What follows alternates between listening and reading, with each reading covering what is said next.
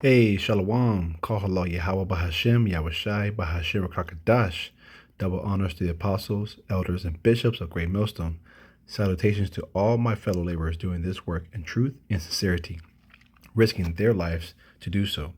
To the scattered hopeful elect across the four corners of the earth, and those among the heathen nations that look like the heathen nations, pursuant to Jeremiah 12 and 9, known as the speckled birds.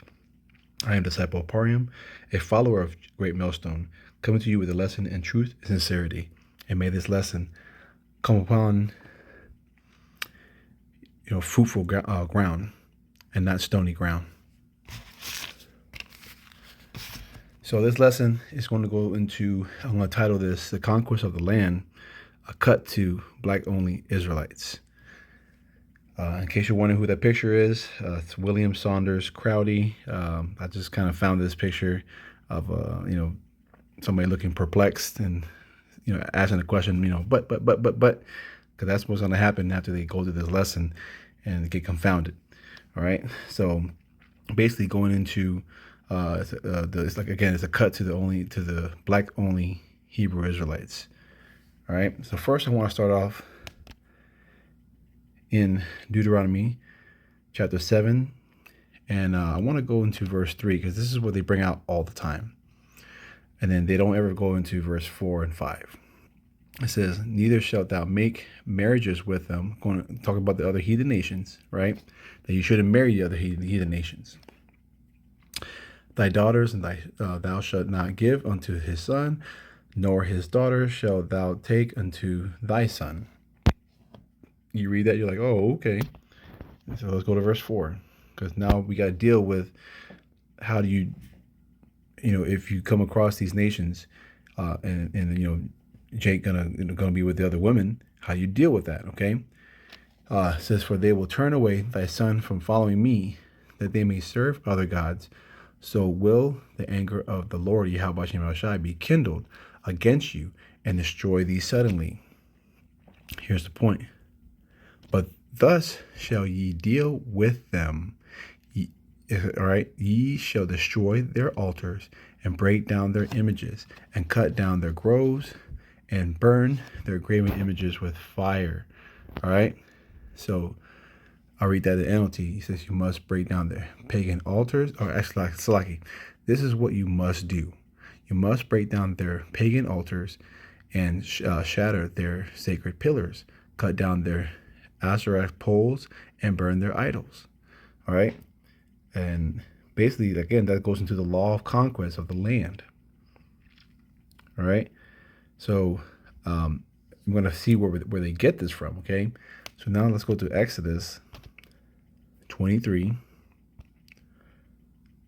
I want to read 22, and I'm going to jump down to 24.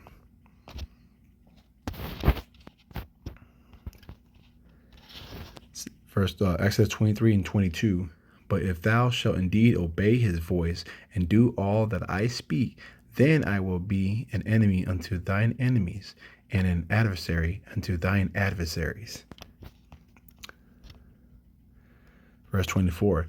"Thou shalt not bow down to their gods, nor serve them, nor do after their works, but thou shalt utterly overthrow them and quite break down their images." Right? And again, it repeats that in Exodus 34 and verse 12. It says, "Take heed to thyself, lest thou make a covenant with the inhabitants of the land, whither thou goest." It says, "Lest it be for a snare in the midst of thee." See, right here on the right in the NLT, it says, if you do, you will follow their evil ways and be trapped. And that happened many times. Okay. And so that's why there was a law for that. Okay.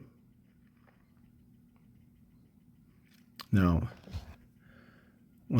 just going to give an example. Let's go to Numbers chapter 12. And this is what happened to Miriam and Aaron. Okay. And we can just read through it, really. I think this is I think it's like 13 verses or 16 verses. Let's see.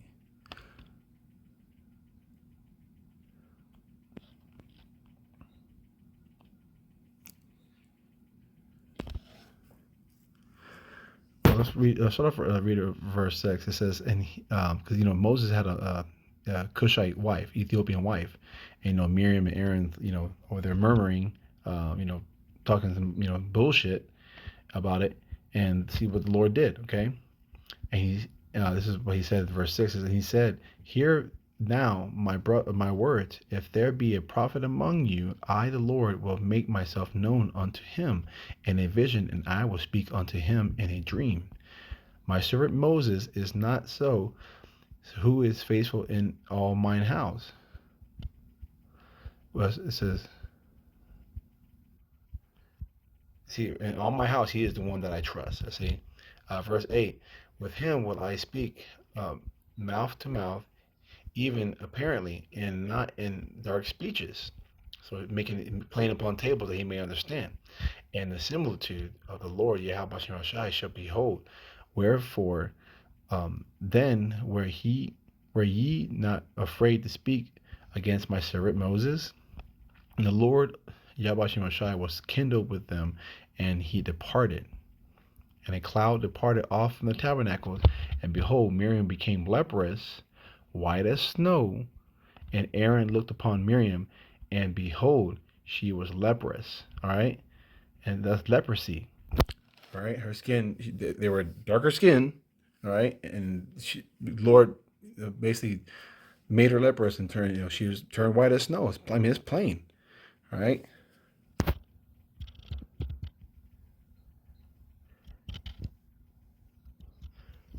Let's see.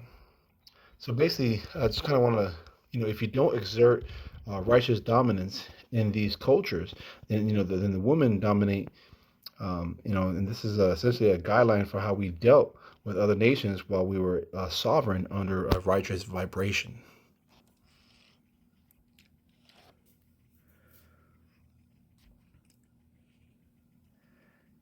And then you look at the story of Ruth and Boaz. That's a foreshadowing of the nations and who will be eventually in order, right? Because Ruth was a Moabitess, right? And she decided to follow the way of Naomi, who lost her two sons. Okay, and they were in land of Moab because there was a bad drought, and then she ended up following Naomi because Naomi's husband had a close kinsman. All right, and that was in Boaz, and between those two, that's the great grandparents of King David. So explain that, Black Hebrew only Israelites. It's through the seed line of the father.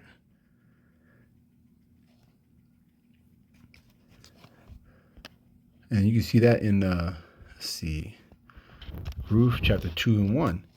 It says, "And Naomi had a kinsman of her husband, a mighty man of wealth, in the family of Elimelech, which was Naomi's husband who passed away, and his name was Boaz." Okay, you can read that account, that story. It's a beautiful account, especially for children to read and understand. Um, it's just a beautiful account of our history.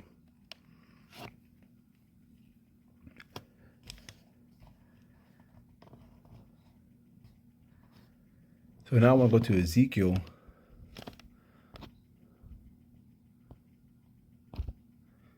chapter 23. And this is going into how the northern kingdom was taken over by the Assyrians. Okay.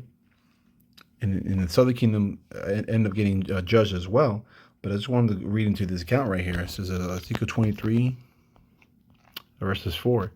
It says, "And the names of them were Aholah, the elder, which is the northern kingdom, and Aholibah, her sister. And they were mine, and they bare sons and daughters.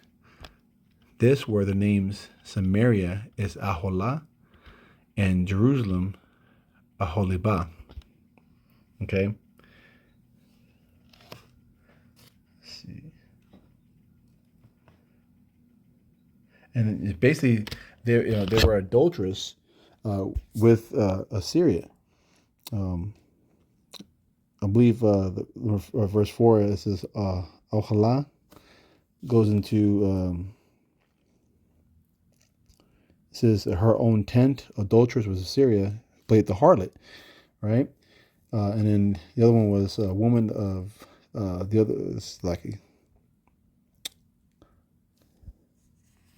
Holibah, right, is a woman of the tent as Jerusalem as an adulterous wife of Yahweh. All right, when you go into the Septuagint, you can actually get those.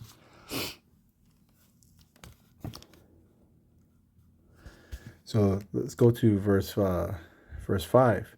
And Aholah played the harlot when she was mine, and she doted on her lovers, on the Assyrians, her neighbors.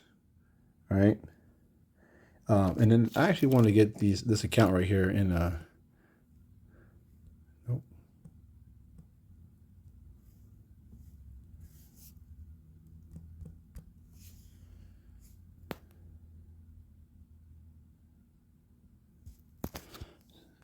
So we're going to go into the book of Second Ezra, chapter 13, verses 40 to 45, because this talks about how the Assyrians took the northern kingdom captives, right, and took them to the land of Arzareth. Again, explain that, black only Hebrew Israelites. Right here it says, we'll start at 39. It says, and whereas thou sawest that he gathered another peaceable multitude unto him, and those are the 10 tribes which were carried away prisoners out of their own land in the time of Osea the king, which Salmanazar the king of Assyria led away captive, and he carried them over the waters, and so came they into another land. But they took the counsel among themselves that they would leave the multitude of the heathen and go forth into a further country where never mankind dwelt. Okay? It says that they might there keep their statutes, which were never kept in their own land. Verse 43. And they entered into the Euphrates by the narrow places of the river. For the Most High then showed signs of them for them, and held still the flood till they were passed over. These talk about the hurricanes, right? For through that country there was a great way to go, namely a year and a half, and the same region is called Arzaraz. All right, and so this is the same land that Cristobal Colon was looking for. Okay, and he knew about this because he read the book of Ezra. He's even in that movie 1492. All right. So, and with that saying, I also want to talk about how they even found these black only Hebrew Israelites. They got to explain this too. They found Paleo Hebrew stones in the island of Puerto Rico. Also, I think some other Caribbean islands as well. But also, the Ten Commandments in the Los Lunas, New Mexico, the Back Creek stones in Tennessee, and et cetera, et cetera. You got to explain all that. Come on now.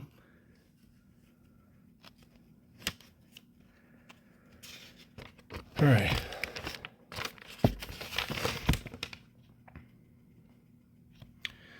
And so we know that the woman is likened unto land, right? So let's go to Jeremiah. Slacking. Go back to the blue letter.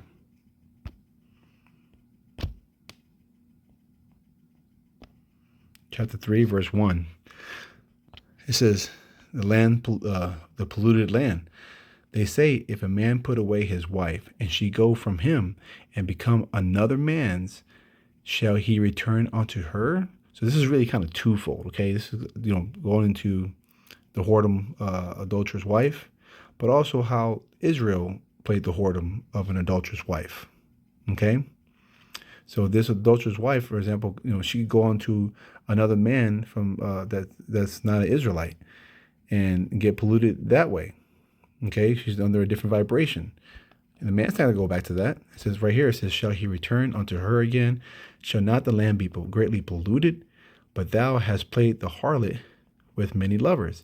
Yet return again again to me, saith the Lord Yahweh Bashem Yahushai. And lastly, I want to go ahead and finish off in Deuteronomy. It's lucky for jumping around Old Testament, New Testament, and Apocrypha. Just kind of bear with me. So it's Deuteronomy chapter 21. I'm going to read verses 10 to 14. This is domestic relationships, right? So again, how you deal with women, and this wasn't times of war. Okay, it says, "When thou goest forth to war against thine enemies, and the Lord Yahweh Shemashai, thy power, have delivered them unto thine hand, and thou hast taken them captive, and seest among the captives a beautiful woman, and hast a desire unto her, that thou wouldest have her to be thy wife." Verse 12. Then thou shalt bring her home to thine house, and she shall shave her head and pare her nails. Okay. Verse 13. And she shall put the raiment of her captivity from off her. All right. And shall remain in thine house, and bewail her father and her mother a full month. And after that thou shalt go in unto her, okay, and and be her husband, and she shall be thy wife. Which cuts the whole doctrine of Western marriage, because when a man went into a woman, that's marriage, okay. But it's just showing you the customs of back in the day. All right. Let's see. Verse 14. And it shall be, if thou have no delight in her, then thou shalt let her go whether she will. But thou shalt not sell her at all for money. Thou shalt not make merchandise of her, because thou hast humbled her. Okay. So, again, this is it's really, again, a cut to the black only Hebrew Israelites. This is again describing the conquest of the land, and just hey, you got some explaining to do. All right. With that, I pray that this lesson was edifying unto the flock. Kwam Yasharala, Shalom. On to the next.